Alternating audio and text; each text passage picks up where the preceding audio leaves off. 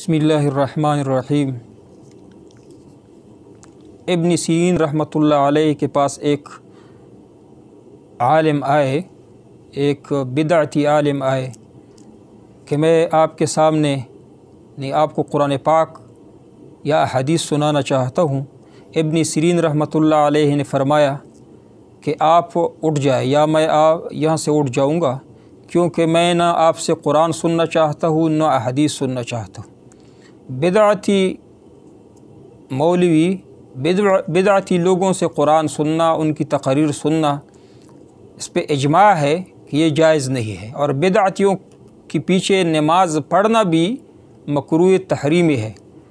लिहाजा ये मसला दारुल इफ्ता आया और हमने चंद हफ़्ते पहले खैबर पख्तूनख्वा के पंजपीरी, जो कि पंजाब में ममाती नाम से जाने जाते हैं, इन लोगों के मरकज़ पंजपीर, जहाँ एक तहकीकाती कमेटी भी कायम है, इनके मुफ्तियान मुफ्ती तौसीफ़, मुफ्ती फ़िदा मोहम्मद वग़ैरह हमसे एक सवाल का जवाब मांगा था। हफ़्तों तहकीक के बाद भी ये लोग मेरे सवाल का जवाब न दे सके। अगर किसी ने अपने देने की कोशिश की भी तो वो जवाबात मेरे सवाल के मुतालिक नहीं है। जैसे कि आप लोग मुफ्ती फ़िदा मोहम्मद की जो वीडियो है या किसी और के है, वो तकरीबन 1.5 घंटा 2 घंटा एक सवाल का जवाब इन्होंने दिया है, लेकिन मेरे सवाल के मुतालिक इन्होंने जवाब दिया ही नहीं। मेरा सवाल चूँकि बिदअत के हवाले से है, और बिदअत या बिदी अकायद के फैलाने से फ़िल हकीकत इस्लामी माशरा का बड़ा नुकसान है। और ये पंजपीरी ममाती, ये लोग उन चोर के मिसदाक है जो चोरी करने के बाद चोर है का शोर मचाते हैं। इन लोगों का अगरचे माटो ये है, इन लोगों की जमात का नारा ये है कि हम बिदअत और शिरक के ख़िलाफ़ काम कर रहे हैं। बावजूद इसके इनके 17 ऐसे अकायद है जो हमने इनकी किताबों से निकाले हैं। 17 ऐसे बिदई इख्तिराई अकायद है जो कुरान और हदीस से इशारतन भी साबित नहीं।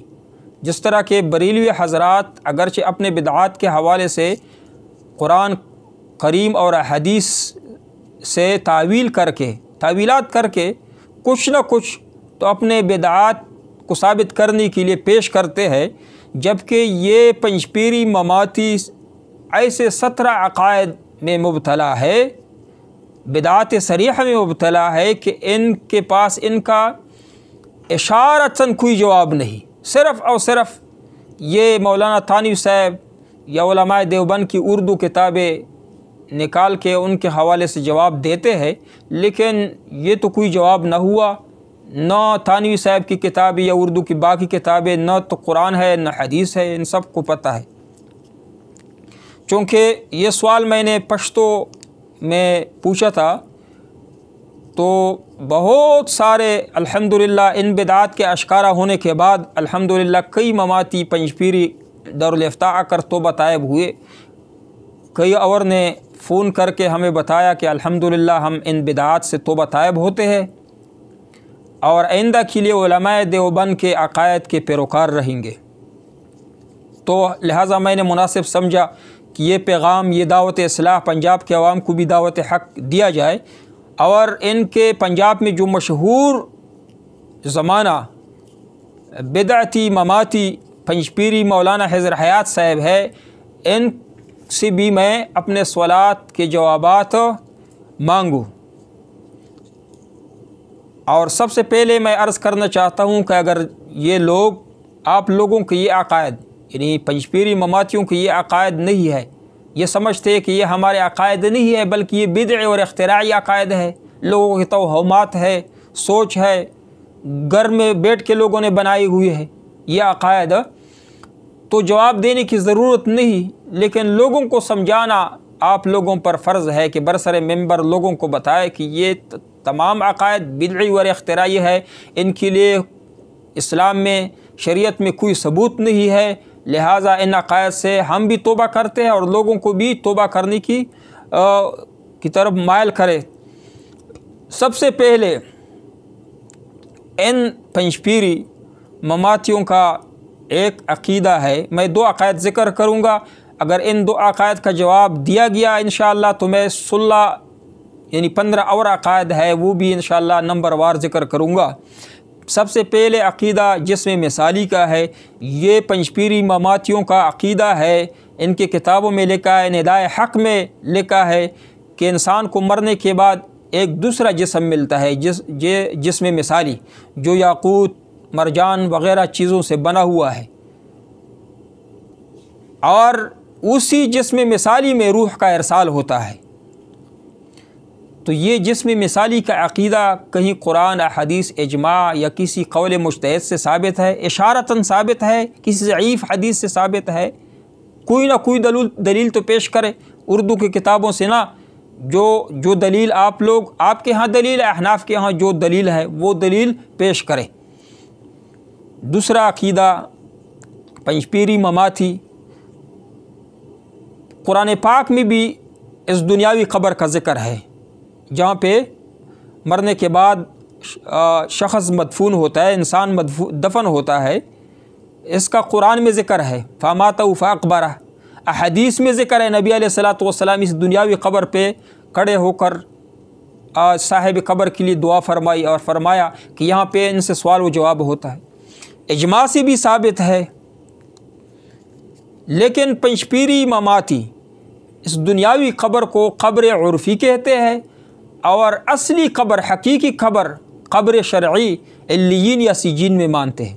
تو آپ لوگ جو برزخ میں، عالم برزخ میں، یعنی برزخ تو پردے کو کہتے ہیں، یعنی آپ لوگ سجین یا علیین میں جو شرعی قبر کے دعوے دار ہے، جو عقیدہ آپ لوگوں کا ہے، یہ کسی حدیث سے ثابت ہے، اشارتاً کسی قرآن سے ثابت ہے؟ اچھا، اگر آپ لوگوں کا کہ یہ عقائد نہیں، یہ جو میں نے 2 عقائد بیان کیے ہیں، تو ٹھیک، اگر آپ لوگوں کی، جن لوگوں کی یہ عقائد ہے، بالفرض آپ لوگوں کی نہیں ہے، جن لوگوں کی یہ عقائد ہے، تو ایسے بدعتی لوگوں کی پیچھے نماز پڑھنا، ایسے بدعتی لوگوں سے قرآن سننا، ایسے بدعتی لوگوں کی تقاریر سننا کیا جائز ہے؟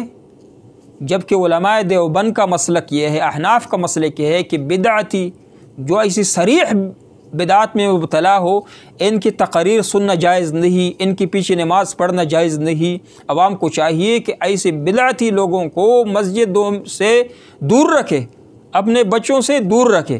اور آپ لوگوں سے سوال ہے کہ ایسے بدعی اختراعی عقائد رکھنے والے لوگوں کے پیچھے نماز کا کیا حکم ہے، ان کی تقاریر سننے کا کیا حکم ہے؟ باقی آپ لوگ اشرف الجواب یا علماء دیوبند کی جو لوگوں علماء دیوبند نے جسم مثالی کے بارے میں لکھا ہے، ان کی توجیہات ہمیں معلوم ہے، وہ کتابیں اٹھانا، ان کے حوالے دینا آپ لوگوں کے لیے جائز نہیں، کیونکہ روح کا کسی جسم مثالی کی طرح متشکل ہونا، کسی جسم کی طرح متشکل ہونا الگ بات ہے۔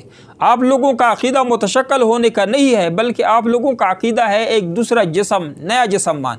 ایک سوال ایک اور بھی ہے، قیامت کے دن جو جسم عنصری کو، آپ لوگوں کا عقیدہ ہے کہ جسم عنصری کو قیامت کے دن زندہ کیا جائے گا، تو پھر جسم مثالی کے ساتھ آپ لوگ کیا کریں گے؟ اس کے لیے کوئی نیا قبرستان تیار کریں گے؟ وہ جسم مثالی کا انجام کیا ہوگا؟ یہ کچھ سوالات ہے۔ مولانا حضر حیات صاحب سے میں درخواست کرتا ہوں انشاءاللہ کہ وہ اپنے آپ کو بڑا عالم سمجھتا ہے، انشاءاللہ میں توقع رکھتا ہوں ان سے کہ انشاءاللہ ان سوالات کا انشاءاللہ دلائل کے ساتھ جوابات دیں گے۔